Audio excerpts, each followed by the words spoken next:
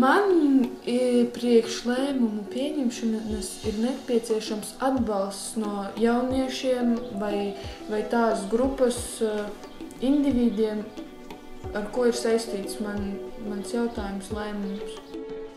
Sabiedrību informēt kaut kā, lai viņi, teiksim, piekrīt tam, ko es izdomāju, kā mainīt tos lēmumus.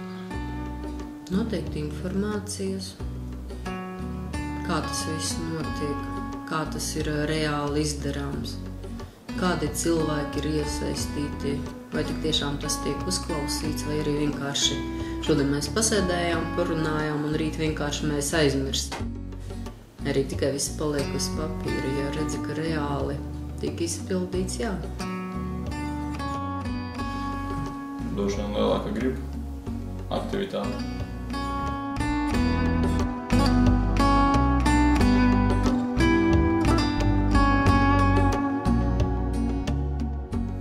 Iedzīvotājiem un to grupām, tai skaitā sabiedriskajām organizācijām, plānojot savu līdzdalību politikas veidošanas procesā, ir svarīgi apzināt mērķa grupu un tās intereses, kuras tiek plānots aizstāvēt. Svarīgi ir apzināt arī tās mērķa grupas, kuras ir ieinteresētas organizācijas pastāvēšanā. Viena no organizācijas nozīmīgākajām mērķa auditorijām ir pašas organizācijas biedri. Tikpat svarīgi zināt arī sadarbības partnerus, kuri varētu palīdzēt veikt iecerētos uzdevumus. Ietekmīgākie sadarbības partneri noteikti būtu paši politikas veidotāji, ierēdņi un citas konkrētas jomas sabiedriskās organizācijas, arī starptautiskās organizācijas un uzņēmēji.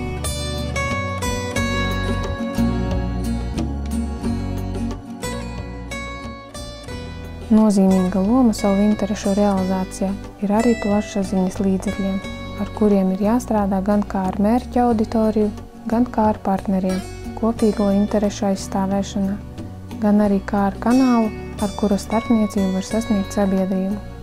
To pārliecināt un motivēt, kā arī informēt par savas organizācijas darbību un sabiedrības iespējām līdzdarboties kopīgu mērķu sasniegšanā.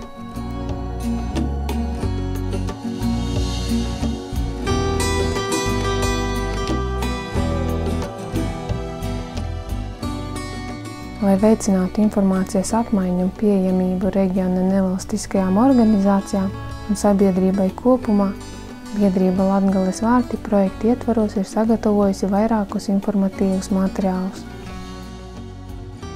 Mēs esam izveidojuši informatīvos bukletus un audio-vizuālos materiālus par projektu un sabiedrības iespējām līdzdarboties lēmumu pieņemšanas procesos. Informatīvie materiāli ir pieejami sabiedrībai ar Rietumlatgales reģiona nevalstisko organizāciju starpniecību. Ir uzsākta arī jauna tradīcija – Rietumlatgales reģiona NVO e-avīzes izveide un izplatīšana. Tas ir elektroniskā veidā sagatavots informatīvs materiāls, kurš tiek izplatīts reģiona sabiedriskajām organizācijām, informējot tās par projektu aktivitātēm, pozitīvo pieredzi un iespējām līdzdarboties gan dažādos projektu konkursos, gan citādās sabiedrības interešu pārstāvēšanas formās. NVO e-avīzes izveide un izplatīšana ir uzsākta ar 2010. gada nogali, un tā pakāpeniski gūst savu pieredzi, nonākot pie aizvien lielākas gala saņēmēju auditorijas. Kā uzskatām mēs, elektroniskās avīzes veidotāji, tad pats svarīgākais ir tas, ka šo informatīvo materiālu varam veidot visi kopā. Ikviena reģiona sabiedriskā organizācija var sūtīt sagatavotu aktuālo informāciju, kuru vēlas pavēstīt citām organizācijām un gala saņēmējiem Rietumlatgales reģionā.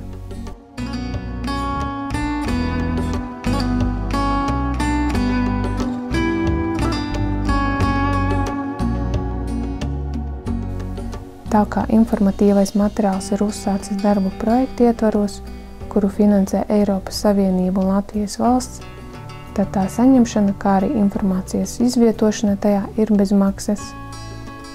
Viss, kas ir nepieciešams, ir vēlme dalīties ar informāciju ar citām sabiedrības intereses pārstāvošām organizācijām, sūtot aktuālo informāciju uz informatīvā materiāla veidotāja e-pastu latgalesvarti@inbox.lv.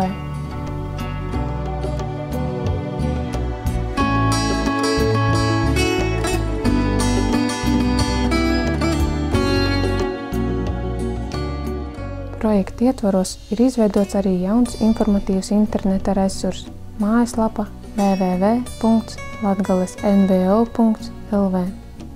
Šis ir apjomīgāks un ietilpīgāks regulārās informācijas apmaiņas resurs, kuru ātri vien iecienījušas mūsu reģiona sabiedriskās organizācijas, publicējot tajā aktuālo informāciju, kura viņuprāt būtu jāzina gan citām NVO, gan reģiona sabiedrībai.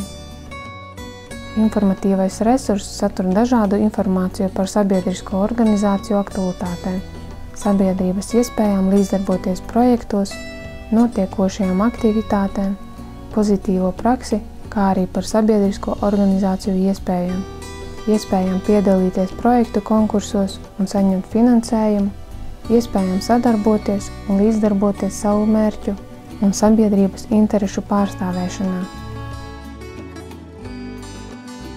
Informatīvajā resursā ir apskatāms arī dažādas fotogalerijas un video materiāli ar reģionu NVO pieredzi, kā arī iepazīties ar novada attīstības programmām un citu strateģiski svarīgu dokumentāciju.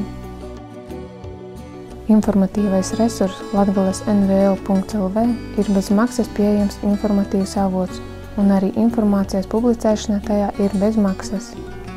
Tādēļ aicinām izmantot šo iespēju, sūtot arī jūsu organizācijas aktuālo informāciju uz e-pastu latgalesvarti@inbox.lv, lai par jūsu labajiem darbiem un sabiedrības iespējām uzzina citi.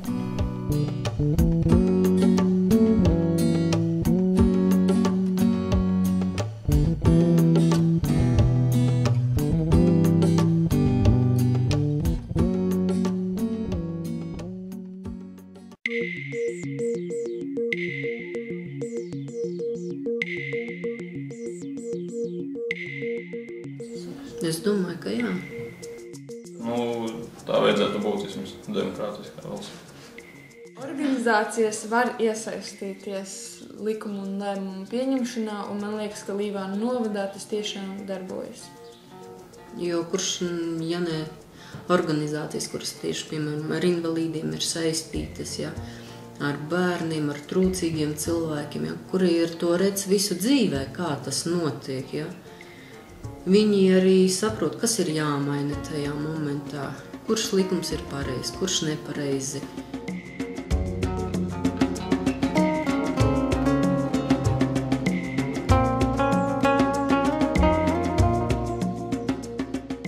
Lai sekmīgi līdzdarbotos lēmumu pieņemšanas procesos, ir jāveic priekšizpētes darbs, kura ietvaros ir jānoskaidro gan mērķa grupas vajadzības, gan tās apmēri un ietekmi uz pašu grupu un sabiedrību kopumā.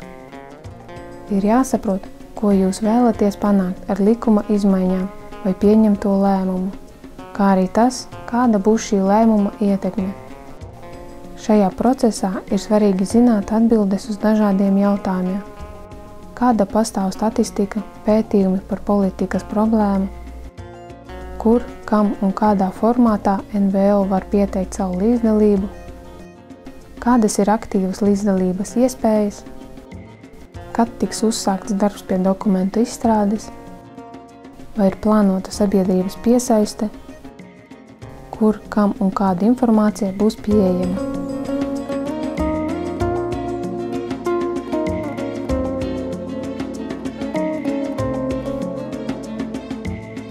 Atcerieties, ka arī lēmumu pieņēmēju institūcijas regulāri saņem informāciju un izvēlas sabiedriskās organizācijas, ar kurām ir laba sadarbība, vai arī par kurām ir dzirdēts labas atsauksmes. Tādēļ ziņojot par sevi NVO centros, internetā, katalogos un citos informatīvajos resursos.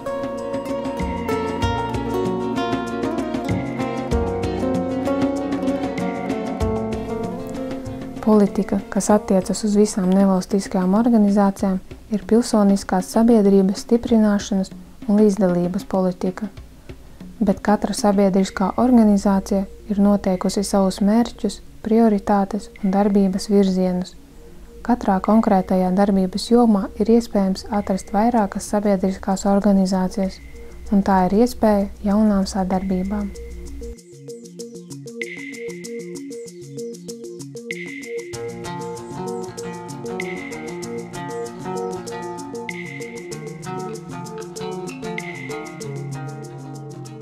Jebkura veida līdzdalībai lēmumu pieņemšanas procesos, vai tas būtu darbs ar Saeimu, ministrijām vai pašvaldību institūcijām, ir nepieciešami tādi resursi kā zināšanas, pieredze, laiks un finansējums. Un nevienmēr sabiedriskajām organizācijām ir pietiekami daudz šādu resursu, lai spētu patstāvīgi aizstāvēt savas un sabiedrības intereses. Tieši tādēļ ir nepieciešams apvienot savus spēkus.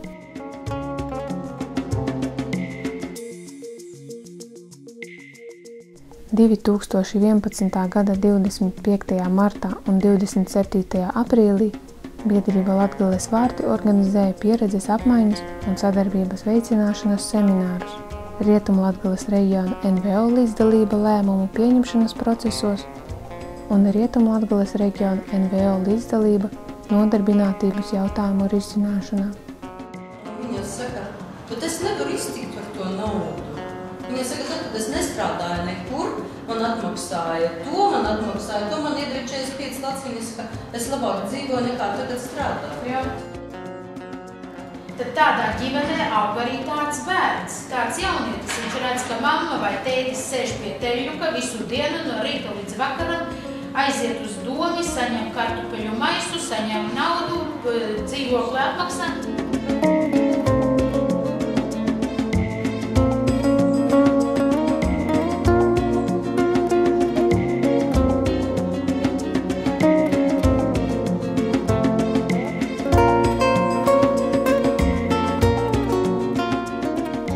Semināru mērķi bija veicināt uz NVO kapacitāti, pieredzi un sadarbošanos balstītu kvalitatīvu darbu pie nodarbinātības veicināšanas, līdzdalības lēmumu pieņemšanas procesos un publisko pakalpojumu sniegšanas reģionā.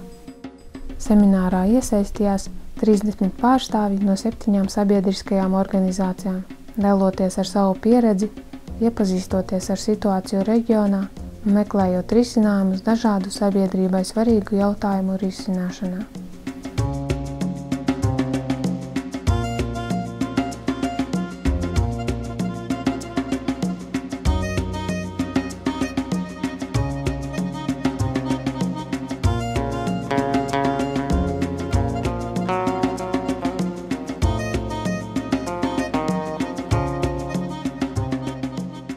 Pieredzes apmaiņas aktivitātes veicinājušas izpratni un pieredzi par dažādiem jautājumiem un to risināšanas metodēm. Tās ir ļaušas organizācijām labāk iepazīt sabiedrībai svarīgu uzdevumu īstenošanu Rietumlatgales reģionā un pavērušas jaunas iespējas, saprotot, ka labāk organizētas interešu grupas var efektīvāk panākt nozīmīgus rezultātus savas kapacitātes stiprināšanai un ietekmi politikas veidošanā.